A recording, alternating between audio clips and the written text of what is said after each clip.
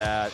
Gonna pop up here. 2-9, 5 losses in a row. His last loss was against Hero on Outboxer. I think he tried to proxy in the base, but Hero just spotted it. Yeah.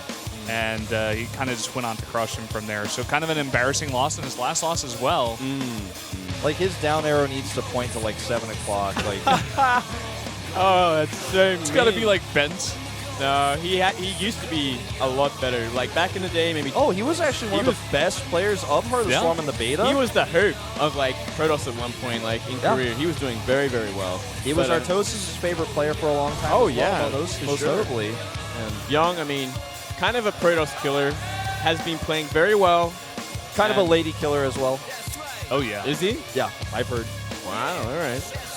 I mean, look at him. Looks like a lady killer. Just look at those glasses, man. So good. He takes them off and says smart things. And then he puts them back on. He's like, in the time of Protoss dominance, I was the one. I was the one, ladies. People talk about Mario, but I mean, he's too young for you, ladies. I'm number 2, so I mean, you want to go out sometime? Yeah, Bbyong is definitely at least over 18, I think. Yeah, I mean, he certainly is. Mario's not so much. Well, YongHwa with a terrible loss streak, terrible record in Pro League. Let's find out if he could break the curse. He's been picked here by Coach Kong, so maybe, just maybe, today's his day against the Protoss killer Bbyong. It could be his time right now. The map is going to be Frost, a big map, a good map for Protoss in PvT. Let's jump into the game right away, right now, at this moment. Here we go.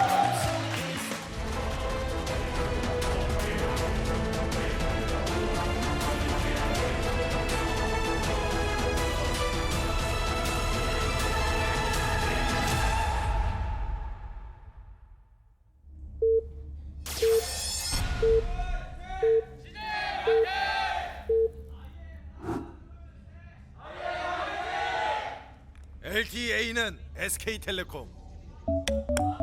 Down here in the bottom right in the blue for Incredible Miracle, it's YongHwa. And down here, or up here, up to the top right corner, it's Bbyong. You see the same thing about Korea. You're like, oh, down there in the north, like where I live and stuff. Well, I don't do that anymore. I used to. You just did it. No, I mean, I don't do that about Korea anymore. I'm like all about down and up and whatnot. Left and right. Moonway, did you just get some sort of really special insight that I wasn't able to hear? I think it was talking about soccer. Oh, okay. Oh, football, sorry. Not soccer. Oh, okay. So on Frost, Bbyong is 5-1. YongHwa is 0-1 on the map, but not a whole lot of stats to go on for him. I mean, playing one game is not... Actually, he cannon rushed, did he not? In the PvP on this map, I believe it was. And oh, okay. And, like, cannon rushing on this map is the least thing you would expect, but still not... didn't work out for him. Yeah, and, I mean, looking at the positions here, it's a very good position for YongHwa because his natural is going to be kind of like the close-by air to Bbyong, so drops are going to be a little bit harder for Bbyong to do. So it's like a little bit of a plus in the positions here, but not too much. We're going to have to really wait and see what these openings are going to be. It looks like it might be a CC first for Bbyong. Yep, it's looking that way, queuing up those SCVs, building up those minerals, no gas, no barracks. So he's going to send that SCV down. Oh, I think that you know, the CC first comes down here, but I like what you were saying earlier, Moonlit, about the positions for drops, but I think that even cross spawns would have been better for YongHwa. The key for me now for how this game may be decided is which third base YongHwa takes. Does he take the third base that's close to Bbyong for the safer fourth, or does he play it safer himself and go for the third base to the left of his main? I think that's what he needs to do against Bbyong.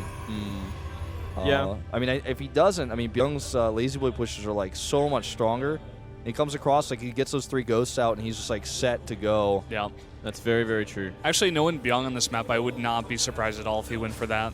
Just stop it before it gets too late. He's so good at that push. And it's definitely, yeah, a lot easier to do that push in these positions than it would be cross map. Yeah. Definitely. So, yeah, we'll have to wait and see exactly how Bbyong is going to open up here. How he's going to, what tech he's going to go into. But he does do that a lot. Pretty early Nexus. So blind, but the right response here. He scouted incorrectly, unfortunately. We'll scout Bbyong last. And by the time he gets there, if the Marines position, maybe he can actually deny a scout. Actually, I think it'd be very possible, unless those Marines are sitting in a bunker, and then it's kind of obvious what's going on here. Let's see if he actually brings those Marines to the front. YongHwa's like going way too far in the man. I think he might even proxy something. Like he's like, Yeah, that's it's a proxy position. like that's definitely going to be a proxy, right? Stargate or DT?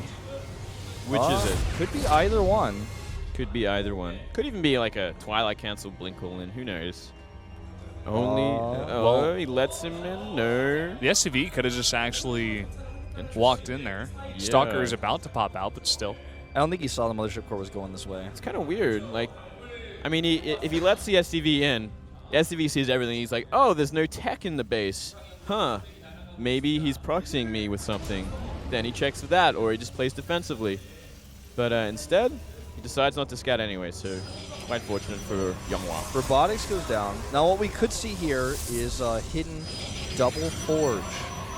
I'm just kidding. We're not going to see that. The most counterproductive kind of proxy, like, oh, a drop goes there, that way randomly, he's like cancels both upgrades. Like, well, you might as well leave at this point. Or proxy carriers like Brood War. Now that'd be fun. Stargate goes down. I'm like, I don't know. Yeah, so probably going to be an Oracle from It's here. the start. It's the start of carrier. It's such a late Oracle, though. It's if like it a comes Tempest out. Rush or something. It's like, well, I can just ignore this. And Knowing YongHwa, maybe he goes for Void Race here. I don't know, man. This is pretty weird. Like, I actually think the thing that makes the most sense to me personally about this Stargate is actually Phoenix. And he hides under some Phoenix Harass and goes Phoenix Colossus or something. Oracle's like so late here. it is very late compared to what it could be. I agree completely. But, I mean, it can still do work, judging by exactly how But much is it Young has. is it the worth to do a delayed proxy Stargate? Is it going to do that much for him? I mean, with a Widow Mine there, it could very well just fail completely. We'll have to wait and see what he's going to make from here. He definitely could have made a Phoenix already, so it's going to be Oracles. Oracle. Yeah. I don't like this actually. Actually, look at where the Widow Mine is hidden too, just on the top of that command center. So he's not going to see it until it pops. That is could gonna do it. be a That could just disaster. instantly kill it instantly. But we'll have to wait and see how on the ball YongHwa is in his harassment. Bbyong is so safe here. I love this. You just make two of these Widow Mines, put one on each command center. I love this. He wasn't able to see the tech. He's like, all right, well, might as well just do this just in case. You know, Oracles could definitely happen. Very safe bet there. And his Helens could actually do some more damage, forcing out a Photon Overcharge. All right, here we go. Raven and a Banshee on the map, by the way, for Bbyong. So that's kind of a bit funny. Let's see what that gets done. Oracle? He's waiting for a second Oracle. Yeah, so he really wants to do a lot of damage very quickly. Kind of a shock play there. Yeah, you may just wait for a move out or something. I didn't even think that. I think he's just waiting for like two so he can like clear a mineral line very efficiently, like before anything can really be made to deal with it. There's only one Widow Mine here. Well, it's gonna kill No one. turrets just yet. The first engineering bay is about to finish right now. And here we go. He doesn't start any turrets. Let's Plus see one this Widow starts. Mine. I believe in the Widow Mine. Oh yeah. Bam. The second one's still alive, but most of the SCVs do escape. Two He's actually damage. Two kills. And could get a couple more. The SCVs went back a little too early. Yep. Wow. Definitely so. The Yeah. Marines will chase it away, but 7 kills in total. 7 kills. Not really worth 2 Oracles at this point. And the Stargate and the proxy location and everything. Yeah. Banshee, And how much did the Banshee get done? 0. And could very well... No, it won't die.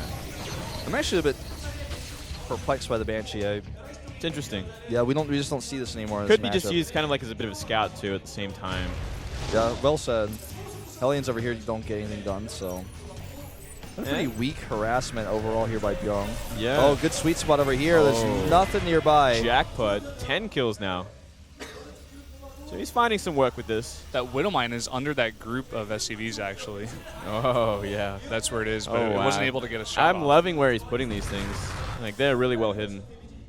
And so 2 Forge go down, so we're going to see like the Blink Colossus double upgrade sort of style, which has been very popular, especially by CJ Hero, I think. No. Let's see. Here comes that Oracle in here. Kind of really avoiding this Widow Mine. I like it a lot. I think he might actually see it. Yeah, I think he sees it. He knows. So cute. He's like, I've played this so many times on the ladder. I know exactly where the spots are. And we see the double Medivac move out here. Could do some damage if he does a drop. Banshee does 0 damage, does get picked off. And that Mothership Core should have enough for another overcharge here. Plus With a one couple gonna finish. Colossi on the way. Yeah. Gonna pick off this Observer maybe. Oh, but there's a Colossus. Yeah, not worth trying to chase there. No. Can still very well kill that. I mean, there isn't many force fields whatsoever. Oh, this is such a cool Oracle. He's neglected turrets. Wow. And, you know, This is actually really impressive. He should have made turrets at this point. is 15 kills worth it? I don't think so. I think he definitely should have had turrets. It's like 750 minerals. Yeah. I mean, some more than that, in fact, because some of those kills are like Hellions. Yeah, that's true. I mean, I guess it's actually more satisfying to kill an SCV than a Hellion, but money is money. Yeah, I don't know why he doesn't make a turret at each base. I actually think at this point, like, it's okay. Well, he has 2 Widow Mines there, I think now. Yeah, That's at least he just one wants way. To he just wants to do Widow Mines. That's fair enough.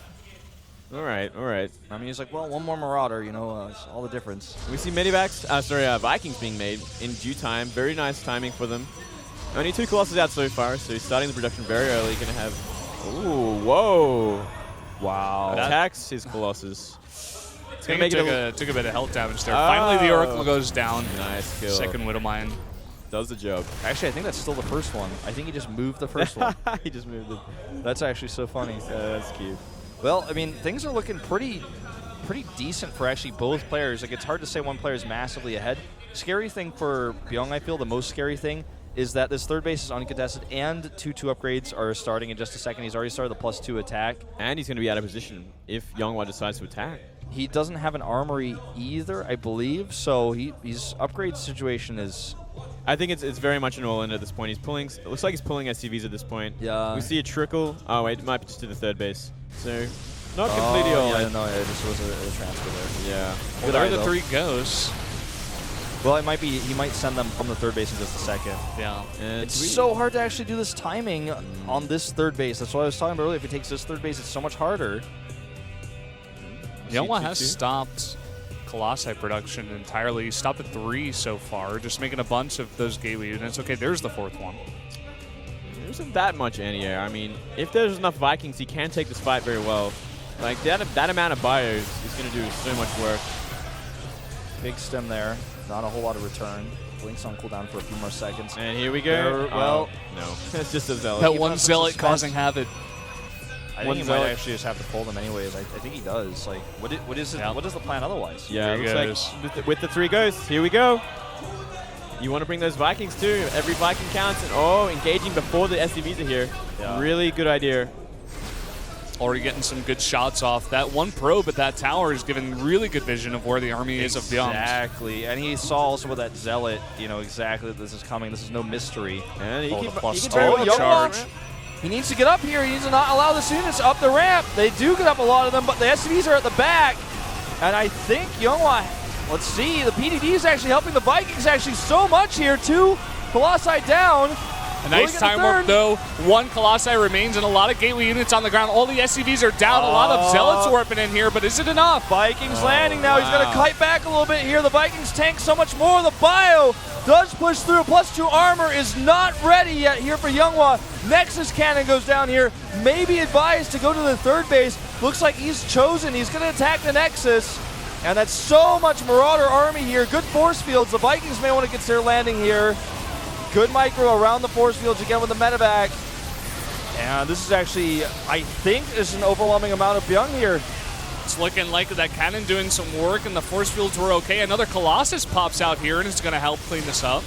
But still a lot of reinforcements coming across the map. Oh, Linkport. Very ambitious.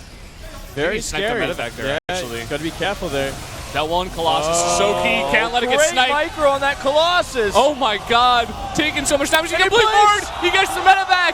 Medevac gets sniped here. A nice catch. And don't forget, YongHwa has a much better economy right now. He just needs to make sure he can keep his army alive, because if he loses that, that's how Bbyong can win the game. Every Zealot matters. Every Stalker matters. Every medevac he can snipe. Every Marauder he can snipe and bounce back. I'm actually really surprised we didn't see any buyer go to that third base too, just to do some probe harassment. He could have even sat on top of the cliff.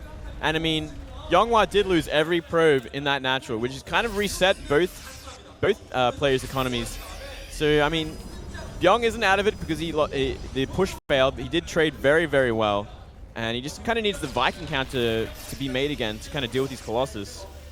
But he doesn't have any. He just doesn't have any. He's making 1 right now. Yeah, exactly. 2. There we go. He's using all of his gas right now on that. Just making only Marines right now, which are going to be killed by those Colossi really fast. I like this a lot. He's going to put one on top of the cliff there, kind of harass the third base while everything is going down. It's no secret, though, because of that probe saw. Yeah. Looks like he's actually just going to... 3 ghosts. You know, I don't know if he really knows this is happening. Is he going to respond?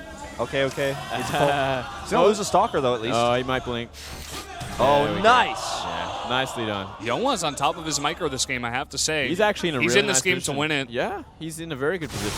He's playing incredibly well. This is the YongHwa of old back.